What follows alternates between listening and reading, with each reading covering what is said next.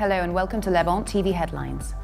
Foreign ministers and other representatives from 40 nations are meeting in Berlin to coordinate international support for refugees from the Syrian civil war. The US-led coalition has carried out fresh airstrikes against jihadists in Syria and Iraq as Washington called for the battle against the Islamic State group to be taken to the internet. More than 150 Kurdish Peshmerga fighters have left a base in northern Iraq, headed for the battleground Syrian town of Kobani.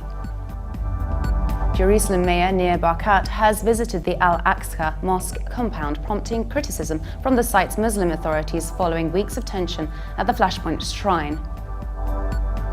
A Bahrain court has banned the Gulf state's main opposition movement, Al-Wefaq, for 3 months, just weeks before a parliamentary election the group had already said it would boycott.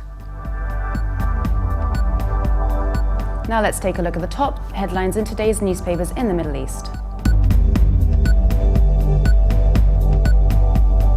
Starting in Lebanon, the Daily Star leads reporting that families are returning to the embattled northern city of Tripoli as the Lebanese army work to hunt down any remaining militants following clashes that left 42 people dead and more than 150 wounded. The paper also reports that Hong Kong democracy activists marked 1 month of mass protests as student leaders said they would consider asking senior Chinese Communist Party officials to meet them directly, the first time such a request has been made.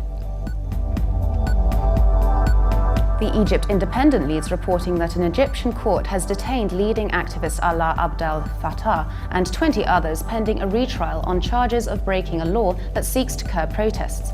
The paper also reports that a recent report issued by Egyptian Railways Authority in October showed a decline in the number of rail tractors by 40%, reaching 346 out of 821 tractors. From the UAE, the Khalij Times reports that Washington has called for the battle against the ISIS group to be taken to the internet as coalition partners vow to step up efforts to counter the militants' online propaganda.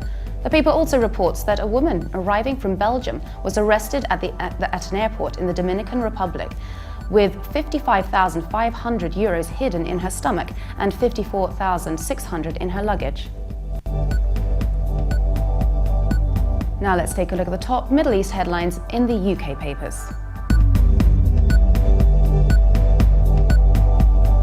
The Independent leads its Middle East news, reporting that the British hostage John Cantley has appeared in a new video released by Islamic State militants in which he purports to speak from Kobani, miles from the Turkish border, and claims the battle for the Syrian Kurdish town is nearly over. The Guardian leads its Middle East news, reporting that Qatar's youthful Emir Sheikh Tamim bin Hamad Al Thani has his work cut out in London this week, selling a positive image of his small but fabulously wealthy country, especially in rebutting persistent claims that it supports the jihadis of Islamic State.